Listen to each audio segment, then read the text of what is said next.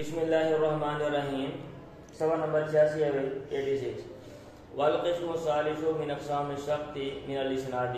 اور تیسری قسم سند سے راوی گرنے کی اقسام میں سے ان کان باثنین، اگر راوی گرے ہوں دو، فصاعدا یا دو سے زائد، ما توالی لگاتار، فهو الموصل تو وہ موصل ہے، والا وگرنا بان کان شق راوی اس طرح گرے ہوں، اور اگر یہ صورت نہ ہو بیان کانا شک تو اس طرح صورت ہو کہ راوی گرے ہوں اس نئی دو، غیر متوالیین لیکن وہ لگاتار نہ ہوں، فی موضعین دو مختلف جگہوں میں، مثلا مثال کے طور پہ فهو المنقطع تو وہ منقطع ہے. اور ایسے ہی اگر راوی ایک گرا ہوا ہو.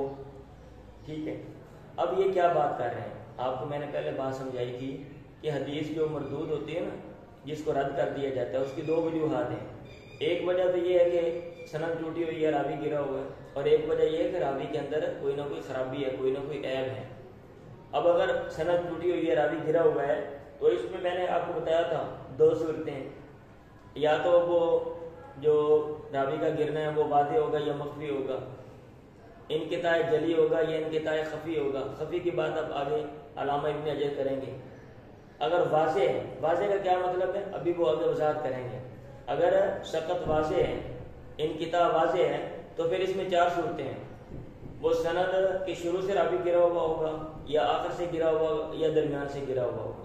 اگر شروع سے راوی گرا ہوا ہے، جہاں سے مصنف کی طرف سے سند شروع ہو رہی ہے، تو اس کو کہتے ہیں معلق. اور اگر آخر سے گرا ہوا ہے، صحابی کو گرا دیا تابعی نے، تو اس کو کہتے ہیں مرسل. اور اگر درمیان سے گرے ہوئے ہیں راوی، تو وہاں پہ دو صورتیں ہیں، یا تو وہ دو یا دو سے زائد راوی ہوں گے اور مسلسل گرے ہوئے ہوں گے، تو اس کو موصل کہتے ہیں. دو یا دو سے زائد راوی ہوں اور مسلسل گرے ہوئے ہوں، اس کو کیا کہتے ہیں؟ موصل. اور اگر ایک راوی گرا ہوا ہے، یا دو راوی یا دو سے زائد گرے ہوئے ہیں لیکن وہ لگاتار نہیں ہیں، مختلف جگہوں سے ہیں، تو اس کو کیا کہتے ہیں؟ منقطع. یہ وہ بات کر رہے ہیں. اب دوبارہ ذرا غور سے سنیں. ان کان باثنین فصاعدا، اگر راوی گرے ہو، سقط ہو، باثنین دو کے ذریعے، فصاعدا یا دو سے زائد کے ذریعے، ما توالی لگاتار، فهو الموصل تو وہ موصل ہے، والا وگرنا بیان کان شق سقط ہو باثنین دو بندوں کا، غیر متوالیین دو راوی گرے ہوئے ہوں، غیر متوالیین لیکن وہ لگاتار نہ ہوں، فی موضعین دو جگہوں میں، مثلا مثال کے طور پہ فهو المنقطع تو وہ منقطع ہے.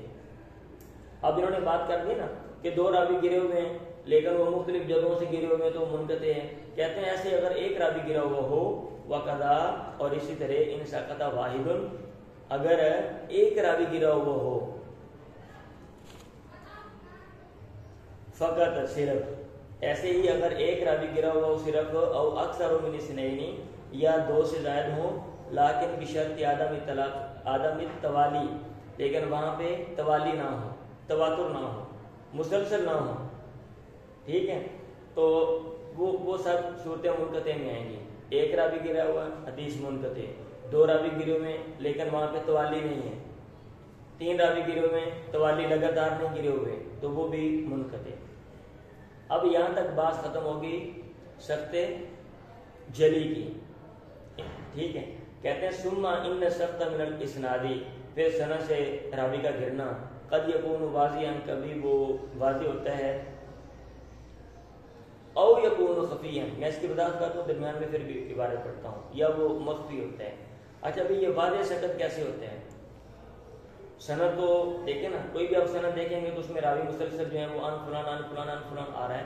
تو وہ کہہ رہے ہیں واضح کا مطلب یہ ہے، اگر آپ راویوں کے طریقے پیدائش اور طریقے وفات چیک کریں، ٹھیک ہے، تو اگر تو وہ ان کا زمانہ ایک ہے نا، تو وہ پتہ چل جائے گا. یہ تو ہر بندہ ہی جان سکتا ہے، کیونکہ راویوں کے طریقے وفات اور طریقے پیدائش یہ لکھے ہوئے کتابوں میں کہ فلاں بندہ فلاں ڈیٹ کو فلاں جگہ پہ پیدا ہوا اور فلاں فلاں جگہ پہ گیا، اور جو ہے نا فلاں ڈیٹ کو جو ہے وہ فلاں بندہ فوت ہو گیا.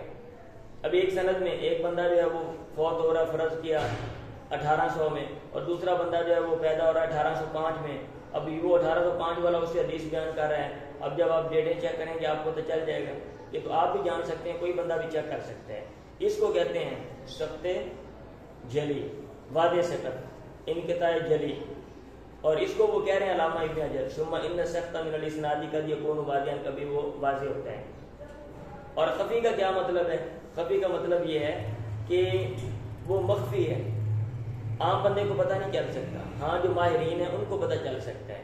خفی کا یہ مطلب نہیں ہے کہ بھئی اس کا پتہ ہی نہیں چلتا، وہ چھپا ہوا ہوتا ہے، مخفی ہے، وہ پردہ خفا میں ہے۔ خفی کا مطلب یہ ہے کہ عام لوگوں کو پتہ نہیں چل سکتا، عام لوگوں سے مخفی ہے، ہاں ماہرین کو پتہ چل جاتا ہے۔ اب یہ دیکھیں نا، آپ تو ڈیٹیں دیکھ کر فیصلہ کر رہے ہو کہ فلاں بندہ دونوں کا جو ہے نا وہ ڈیٹوں سے پتہ چل گیا زمانہ ایک ہے، تو لہذا دونوں میں ملاقات بھی ہوئی ہوگی، لیکن وہ ماہرین چیک کرتے ہیں، ٹھیک ہے۔ اچھا ہو سکتا ہے ملاقات بھی ہوئی ہو لیکن وہ حدیث نہ سنی ہو، ہاں، اور اس نے وہ حدیث آخری عمر میں کسی سے سنی ہو، اور وہ آخری عمر میں جہاں پہ ٹھہرا ہو دوسرا بندہ وہاں پہ پہنچا ہی نہ ہو، اور دوسرا بندہ جو ہے وہ اس کو ملا ہوا اس وقت جب پہلا بندہ جو ہے اس نے وہ حدیث نہیں سنی تھی۔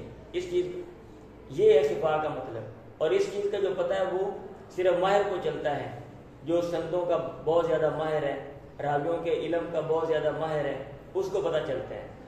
اس لیے وہ کہہ رہے ہیں علامہ ابن حجر ثم ان السقط من الاسناد، پھر سند سے راوی کا گرنا کب یکون واضحا، کبھی وہ مخفی ہوتا ہے، یحصل الاشتراک فی معرفتہ، جس کی پہچان میں اشتراک حاصل ہوتا ہے، لوگ شریک ہوتے ہیں۔ کون سے لوگ شریک ہوتے ہیں؟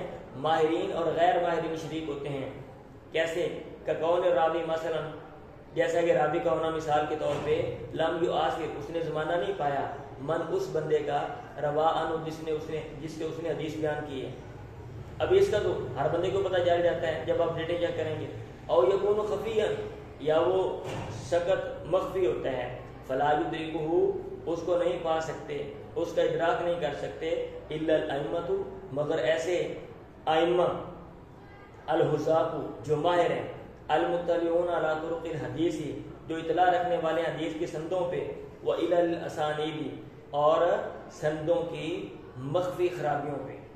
فالاول، جو پہلی قسم ہے، وہ الواضح، جس سے مراد واضح، یدرکو، اس کا پتہ چلایا جاتا ہے یا پتہ چلتا ہے، بعدم التلاقی، اس بات کے ذریعے کہ ملاقات نہیں ہوئی، بین راوی و شیخ، راوی اور شیخ کے درمیان، کیونکہ جب آپ نے راویوں کے حالات پڑھنے ہیں تو اس میں لکھا ہوتا ہے کہ فلاں بندہ فلاں ڈیٹ کو پیدا ہوا، فلاں کو فوت ہوا، اور فلاں فلاں جگہ پہ تحصیل علم کے لیے گیا، اور اس نے فلاں فلاں اساتذہ کے پاس پڑھا۔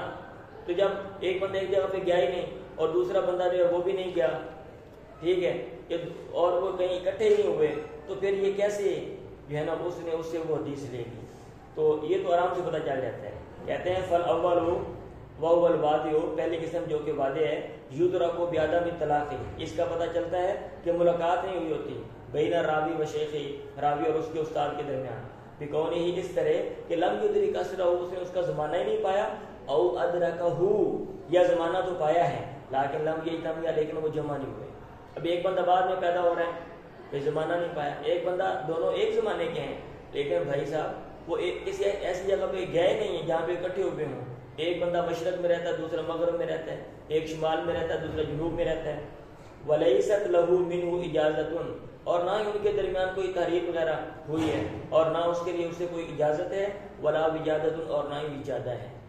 علم لینے کے کئی طریقے ہیں نا، ایک تو یہ کہ آپ براہ راست لے رہے ہوں، ایک یہ کہ پھر اجازت استاد نے دے دی ہے، یا پھر استاد کی کوئی تحریر وغیرہ کسی کی مل گئی ہے، یہ بھی صورتیں آپ آگے چل کے پڑھیں گے۔ کہتے ہیں یہ دوسری قسم ہے۔ وَمِن ثم، اور اسی وجہ سے احتیاج الی التاریخ، تاریخ کی ضرورت ہوتی ہے، تاریخ کی ضرورت ہے، راویوں کی جو تاریخ ہے اس کی ضرورت ہے، لتضمنہ، کیونکہ یہ تاریخ شامل ہوتی ہے تحریر موالید الرواتی، راویوں کی پیدائشوں کو لکھنے کو، ووفیات، اور ان کی وفاتوں کے لکھنے کو، یا ان کے وفات کے اوقات کو لکھنے کو۔ تحریر میں راویوں کی جو پیدائش ہے یہ لکھی ہوتی ہے، اور ان کے وفات کے اوقات لکھے ہوتے ہیں، وأوقات طلبہم، اور ان کے طلب کے اوقات پر یہ مشتمل ہوتی ہے، وارتحالہم، اور ان کے کوچ کے جو اوقات ہیں اس میں بتایا ہوتا ہے فلاں بندے نے فلاں عمر میں علم حاصل کیا، اور کہاں کہاں علم حاصل کرنے کے لیے گیا، کن کن علاقوں میں گیا، کن کن بندوں سے ملا۔ کہتے ہیں وقد افتضح اقوام، علامہ ابن حجر کہتے ہیں وقد افتضح اقوام، بہت سے لوگ رسوا ہو گئے، ایسے لوگ ادعوا روایت عن شیوخ، جنہوں نے دعویٰ کیا حدیث بیان کرنے کا، عن شیوخ، شیوخ سے، چند شیوخ سے، چند اساتذہ سے ظاہرہ بالتاریخ کسب دعواہم، تاریخ کے ذریعے جن کے دعوے کا جھوٹ بھی ہے وہ واضح ہو گیا. بہت سے لوگ جنہوں نے کہا ہم نے فلاں سے، جب چیک کیا تو پتہ چلا بھئی اس کی اس سے ملاقات ہی نہیں ہے، یہ بندہ ادھر گیا ہی نہیں ہے، وہ تو پہلے ہی فوت ہو چکا تھا، وہ تو اس علاقے میں آیا ہی نہیں ہے، ان کے درمیان لقاء ملاقات کا کوئی امکان نہیں. تو یہاں تک جو بات ہے وہ جو ہے نا سخت جو جلی ہے، انقطاع جلی وہ ہے. اب آگے اگلی جو بات ہے میرے خیال اس کو ہم بعد میں پڑھیں گے کیونکہ وہ آپس میں مربوط ہے. آگے مدلس اور مرسل خفی کی بات ہے، تو انشاءاللہ کل ہم اس کو تفصیلاً دیکھیں گے. آج کے لیے اتنا ہی کافی.